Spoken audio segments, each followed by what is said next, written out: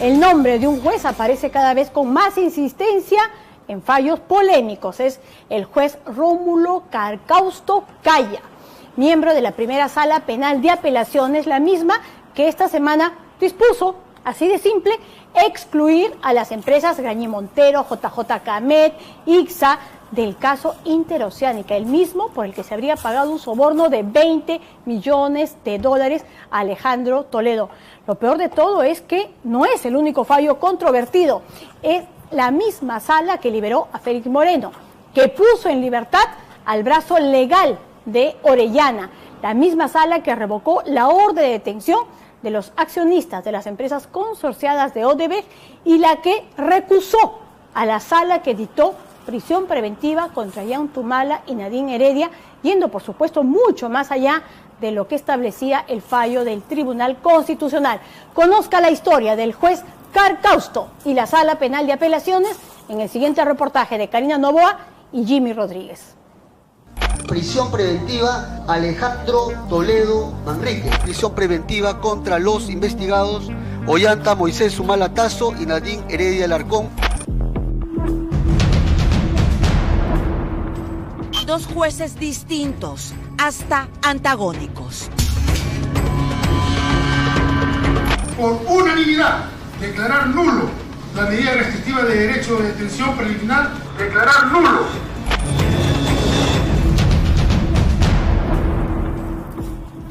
El primero, conocido largamente. El segundo, Rómulo Carcausto Caya, juez superior de la Sala Nacional de Apelaciones del Poder Judicial. Hemos dado la respuesta dentro del marco de la Constitución y la ley. Un magistrado que se define como pegado a la letra del Código Procesal Penal. La Sala Penal de Apelaciones Nacional, a nombre del pueblo de quien emana esta potestad, cumpliendo solamente con la Constitución y la ley, resuelve declarar nulo. En nombre del pueblo y de la Constitución, votó a favor de la liberación de Félix Moreno. ¿El señor Carcausto para quién trabaja? ¿Para la justicia o para Félix Moreno? Recusó a la sala que confirmó la prisión preventiva contra Ollantumala y Nadine Heredia. Liberó al brazo legal de la red criminal de Rodolfo Orellana. Tiene un criterio prodelincuente, ¿no? O sea, o procriminalidad organizada. Liberó a los empresarios de las compañías consorciadas con Odebrecht, acusadas de pagar conjuntamente la coima a Alejandro Toledo por la Interoceánica. Disponer la inmediata libertad de los imputados. Esta es la última resolución de la sala a la que pertenece Rómulo Carcausto. Este magistrado votó para excluir del proceso a las empresas consorciadas. Cuando se cae en un exceso de garantismo, también se puede tener consecuencias muy negativas, generar impunidad. ¿Estamos aplicando la norma o estamos buscando cómo no hacer efectivas responsabilidades que al final sirvan para generar impunidad? Carcausto se ha convertido en una puerta clausurada para no dejar avanzar, según fuentes en la Fiscalía. Un juez hipergarantista que solo levanta sospechas. Cuando del 100% en una cadena de procesos, el 99% apunta en una misma dirección, y esta dirección es generación de impunidad en este caso, entonces ya no es una casualidad. Algo está funcionando mal. Y la Corte Suprema debería poner orden. La mega investigación de Lava Jato. Importantes casos de criminalidad organizada pasan por esta sala y por las manos de Rómulo Carcausto Caya. ¿Quién es este magistrado? ¿Qué es lo que no ha querido ver el juez Carcausto para firmar estas resoluciones que liberan, recusan y levantan incautaciones, siempre a favor de los investigados por corrupción o por lavado de activos? Todos los detalles aquí en Panorama.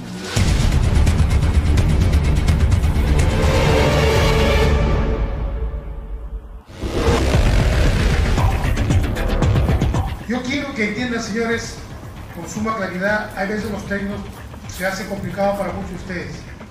El colegiado no ha dicho si hay o no hay posibilidad de fuga. Lo que el colegiado ha dicho es que no hay motivación, no hay razones, no hay motivos, no hay fundamentos que digan, que demuestren la existencia de esa posibilidad.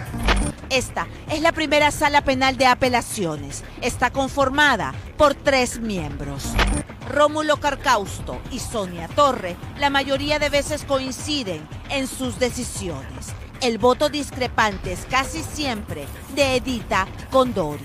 Y lo más lamentable es que cuanto más poder económico y más poder político haya, los jueces siempre tratan de mostrar que saben mucho, pero para no tocarlos.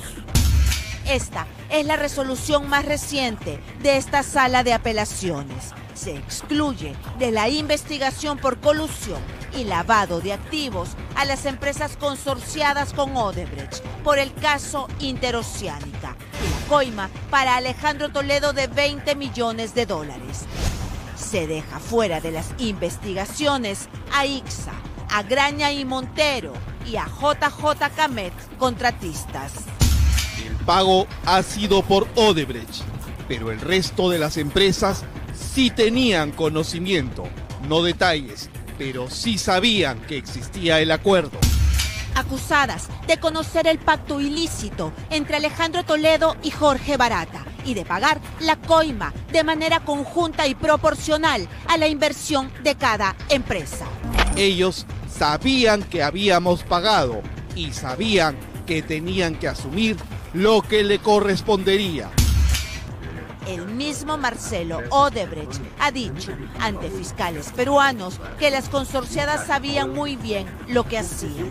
Sin embargo, para Carcausto y Torre, todo esto no es suficiente para que estas empresas sigan siendo investigadas. En resumen, estos jueces sostienen que la Fiscalía no ha especificado los cargos contra estas empresas. Ese argumento no es del todo cierto, porque en el requerimiento del fiscal sí está de por medio el delito o los delitos que están imputándose, que es básicamente colusión y lavado de activos en este caso, contra los directivos de las consorciadas, y que se vincula también con la propia organización, con las propias personas jurídicas, con las propias empresas.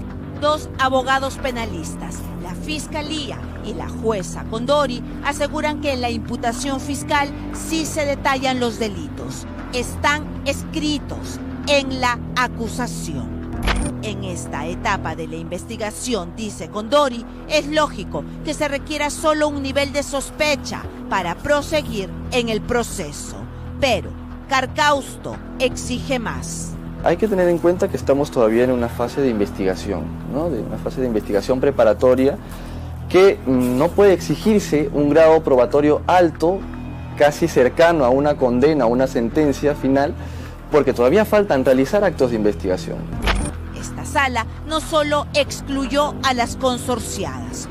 En enero, la misma sala anuló la prisión preventiva interpuesta por Richard Concepción Carguancho contra los dueños de estas empresas, los socios de Odebrecht en la Interoceánica Sur. Nuevamente, Carcausto y el voto de Sonia Torre. Otro duro revés para la Fiscalía. La colusión que se ha sostenido era entre el señor Barata y el señor Toledo. Correcto. Esa es la colusión. Correcto. Ahí no hay punto en debate. Ahora hablemos del segundo acto y quiero que me explique el Ministerio Público. Donde los señores investigados en su condición de empresarios aparecen coludiéndose con un funcionario público.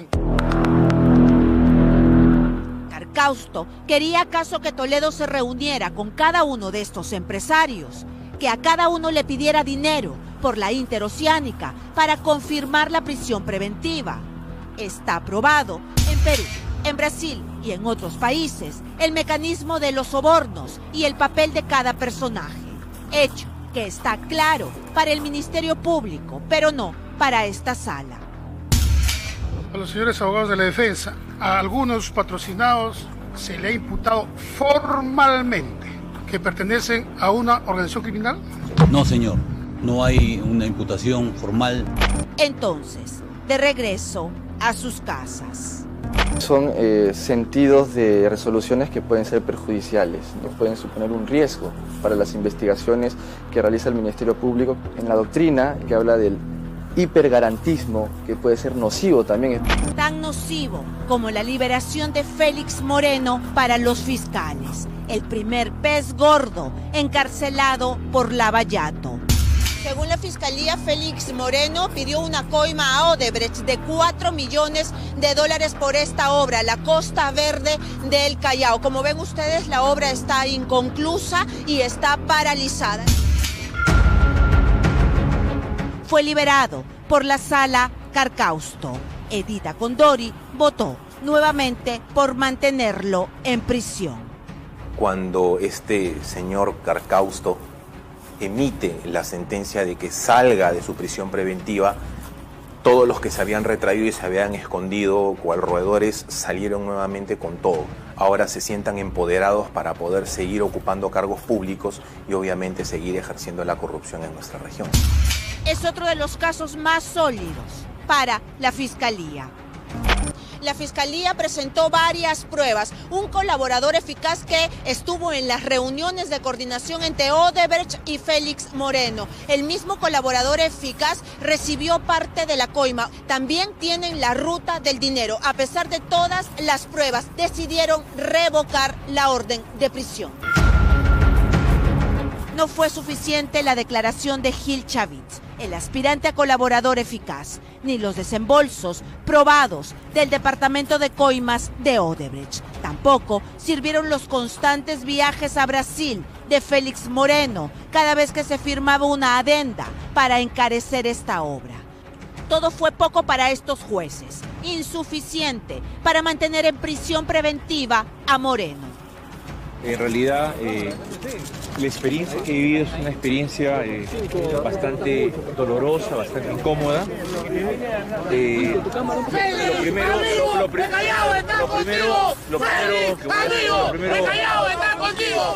Según la resolución firmada por Carcausto, no se contaban con suficientes elementos de convicción. Según el pacto criminal, el dinero del hoy gobernador del Callao, Félix Moreno, debería ser destinado o dirigido Luis Fabre por medio de Valdemir Garreta. La resolución de Carcausto pone en duda incluso que Luis Fabre haya manejado la campaña electoral del todavía presidente regional, cuando Fabre mismo ha aceptado que trabajó en esa campaña y hasta comerciales existen. El doctor Félix Moreno. Pedían prueba de sentencia final cuando se está al inicio de la investigación y así regresaron a Moreno a dirigir la región. Es como que tú pongas al ladrón a custodiar las pruebas que demuestran que él te robó tu casa. No es todo. Esta sala de apelaciones ha sido también la que recusó a los jueces que confirmaron la prisión preventiva contra Ollanta y Nadine Heredia a través de un fallo de estos magistrados. Los jueces incómodos fueron separados de la investigación. El Tribunal Constitucional ordenó la liberación de Humala y Heredia y esta sala dio mucho más. Sacó del camino a la sala Saguanay. El TES ya es un caso cerrado, ¿no? Ha dejado en el limbo muchas cosas, pero ha abierto una puerta de impunidad y de blindaje que para mí el tema anticorrupción casi está lesionado, herido de muerte. La Sala Penal de Apelaciones Nacional, a nombre del pueblo de quien emana esta potestad, cumpliendo solamente con la Constitución y la ley, resuelve por unanimidad declarar nulo la medida restrictiva de derecho de detención preliminar por el plazo de 15 días dictado a los imputados, disponer la inmediata libertad de los imputados Blanca Rosa Paredes Córdoba, Robinson Octavio González Campos, Álvaro Delgado Scherge. Otra insólita resolución, esta vez por unanimidad de la Sala Nacional de Apelaciones, pero con especial protagonismo, como vemos, del juez Carcausto. El tribunal concluyó que hay suficientes pruebas que podrían recibir penas de hasta 20 años de prisión, pero que deben ser excarcelados porque no hay peligro de fuga, porque los capturaron mientras dormían en sus casas. Se dejó en libertad, según la Fiscalía, al brazo legal de la red Orellana. Eran personas capacitadas en derecho registral, procesal civil, penal y sobre todo las carpetas que ellos organizaban para usurpar terrenos o para despojar propiedades, las manejaban ellos. Se logró recabar alguna documentación hasta que la resolución de Carcausto puso fin a eso. Nosotros no hemos entrado a analizar si existe o no posibilidad de fuga. Lo que al colegiado le corresponde es analizar los motivos, razones o fundamentos que la CUA haya exprimido sobre la posibilidad de fuga. Y la conclusión a la que ha llegado el colegiado es que no había esa razón de motivaciones o fundamentos de la posibilidad de fuga. Un juez hipergarantista y una jueza que votó igual que Carcausto mayoritariamente en estas polémicas decisiones y que acaba de pedir que se tomen medidas contra Concepción Carguancho porque promueve desestabilizar la Sala Penal Nacional. 2 de 3 son mayoría en la sala, a quien favorecen sus fallos, pero sobre todo, que perjudican.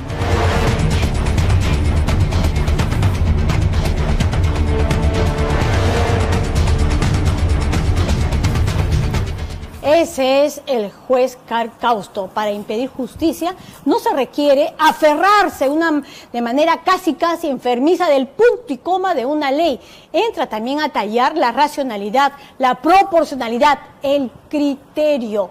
De lo contrario, estamos simplemente ante una leguleyada pura y dura, que es lo que parece estar advirtiéndose en la mayoría de estos casos, que, dicho sea de paso, y de manera casual, termina dándole la razón a sobre todo gente suma y altamente sospechosa de corrupción. No ayuda absolutamente nada en esta lucha en la que se trabaja y se trabaja durísimo para poder conseguir suficientes indicios que solo permitan la investigación preliminar. En la recusación de la sala que dictó prisión preventiva contra Humala y Heredia, esa sala otorgó muchísimo más de lo que la propia defensa solicitaba en su escrito y exige además un nivel de evidencia como si se estuviera en medio de un juicio del tema de fondo.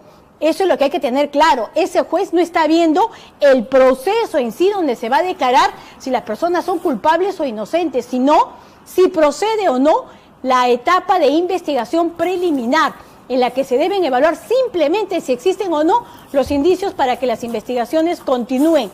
Y es esa puerta la que este juez y esa sala está cerrando en medio de toda la podredumbre que los peruanos estamos viendo que ocurre con la corrupción en nuestro país. Esas son las puertas que está cerrando y esas son las exclusiones que está haciendo, dejando simplemente así de brazos atados a un número bastante amplio de fiscales. Ojalá la Corte Suprema le prestara más atención a eso en lugar de estar entreteniéndose en los otros extremos probablemente.